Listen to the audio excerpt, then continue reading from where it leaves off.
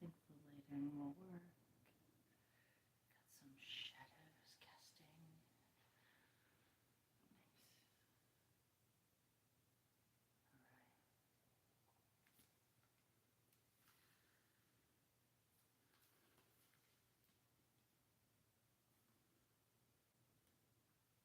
I wanted to start a bedtime series. I mostly wake up and sometimes I read stories, and tonight's bedtime story is actually a scary story. I want to kind of try to bring back, I don't know, maybe an adult version of story time. Maybe something online on your phone that's not going to completely mentally drain you visually from looking at it. But this is from the Ghosts of Old Wilmington book. One of my favorite first books, like growing up when I was really young, was the Scary Stories You Can Tell in the Dark. I really enjoyed that book as a kid. So we're going to have a scary bedtime story.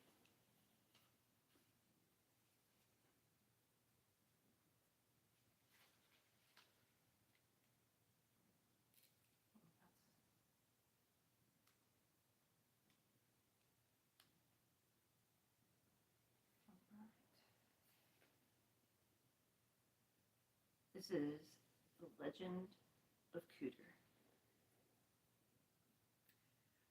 A slave's life went unrecorded. Prohibited from learning to read or write, what little is known about individual slaves was passed down as oral history. Much like Homer's Odyssey, their stories survived from one generation to the next by word of mouth. And as is apt to happen some of the time, details evolve and fact and myth blend to the point where the story becomes folklore. And thusly, the legend of Cooter exists. Welcome to Bedtime Story Hour. I just got started. This is a scary story. And we are talking about the legend of Cooter. There are secrets buried beneath the streets of Wilmington, streets and secrets, some argue, that are too painful to unearth. One of these secrets was discovered in the mid-1800s when a riverfront warehouse was being constructed on the southern end of the city. While preparing the foundation, workers uncovered a brick tunnel. It's said the tunnel, an intricate maze of caverns, ran inland over 1,000 feet before culminating in a thick expanse of woods. The tunnel is one of dozens believed to exist beneath Wilmington, but what was its purpose?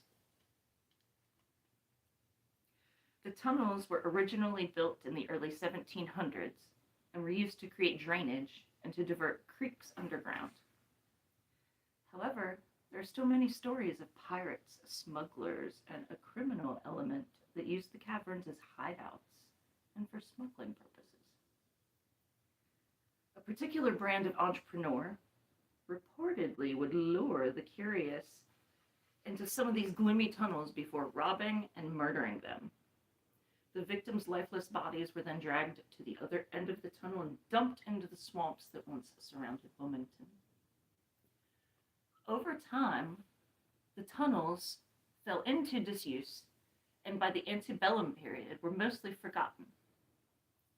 As the city flourished, some sections of the old tunnel were built over, while other sections, particularly where they met a basement foundation, were walled over, sealing off the underground chamber. Lula's Pub has one such wall, and it's where the legend of Cooter prevails. Now, Cooter was a habitual runaway slave. Though his actual name is unknown, his nickname probably derives from a large species of turtle, known as Cooter, which are common to the ponds and swamps of Cape Fear. Since slaves were allotted a limited amount of meat by their masters, they often sought out other sources of protein. The cooter would have been an easy catch for a hungry slave. It was probably while turtle hunting that Cooter discovered one of Wilmington's long-forgotten brick hollows. For when you're repressed, when chains and shackles bind you, you tend to notice little things, like tunnels and hiding places. After separating himself from his owner, Cooter slipped into the abandoned tunnel and hid out, praying for a sympathetic abolitionist ship's captain to come his way. But a runaway slave in Wilmington was typically on his own, and Cooter's ship never arrived. Upon Cooter's disappearance, a search party was formed. Soon, hound dogs picked up his scent, and the entrance to the tunnel was discovered. As the barking and yelping of the dogs reverberated through the tunnel, and the penetrating torchlight cast its eager glow, Cooter slipped deeper and deeper into the cavernous maze until he backed his way into a dead end. When the searchers fell upon Cooter, they wrestled him to the ground and beat him mercilessly. But Cooter had been beaten before. It was all part of the game. To Cooter's surprise, his captors began to tie off each of his ankles with coarse rope. His legs were pulled apart, sending waves of pain shooting up his groin. Cooter began to shiver against the cold dampness of the earthen floor. This was something he had never experienced before. His eyes became wide with fear as the crackling torchlight captured the terrible gleam of a freshly sharpened axe. And then it was over. With two swift blows, Cooter's feet were chopped off just above the ankles. "Now you're free, Cooter," his master sneered. "Go ahead, run away." And then, picking up Cooter's severed feet for later display, the search party turned and walked away. As he lay writhing in pain, the last faint lick of torchlight faded to black. The brutality of slavery is an ugly truth. Amputation was but a small part of the system of terror designed to deter runaways and to control slave uprisings. Amputation was rarely used, since a slave was an expensive piece of chattel and cutting off his feet rendered him useless. It was usually reserved for the chronic runaway who couldn't be broken. When it was employed, it was often done in the presence of other slaves in order to send a clear and concise message. Seek your freedom and you will pay a hefty price. So Cooter, his feet freshly severed, was abandoned deep in the sinuous black cavern. While it's difficult to imagine the raw agony of the sudden violent loss of both feet, it's next to impossible to fathom the blinding surge of explosive pain Cooter endured as he tried to walk along the cold and uneven pressed earthen floor.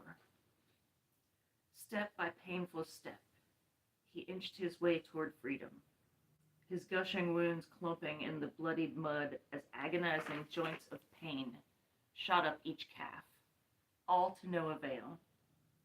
For long before Cooter reached the entrance to the cave, delirious from blood loss and the unbearable pain, he collapsed and died.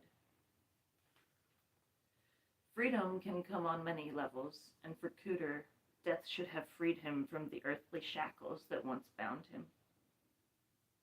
Instead, his soul became trapped, forever enslaved to the dark, narrow memories of these tunnels. He was denied that one glimpse of sunlight, that one breath of fresh air existing at the far end of the tunnel.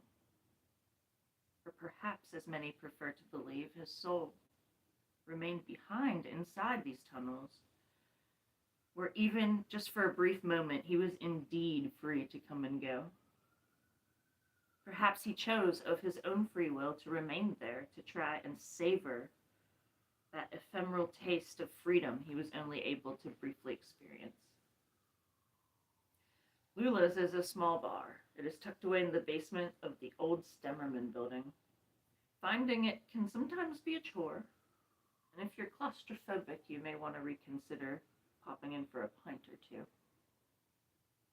The entrance to the pub requires guests to pass through a dark, narrow tunnel.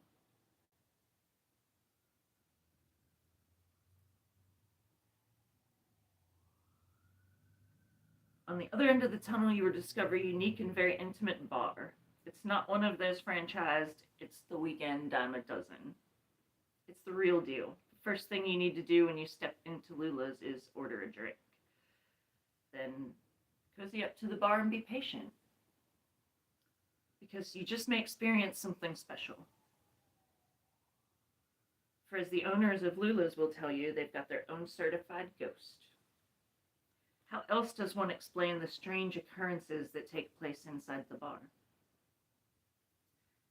For example, how can a small gathering of regulars continuously mistake an additional presence standing at the back of the bar? How can a figure seen in the back of the bar suddenly vanish without ever having walked out the front door? Directly behind the southeastern wall is a bricked-over hollow that leads to the tunnel that is home to Cooter. I will tell you, I have been to Lula's quite a few many times, and I have experienced no paranormal activity there. But let's, upon the cusp of Black History Month, remember that these ghosts of Wilmington stories, some of them are hauntingly true. Thanks for checking out Story Hour.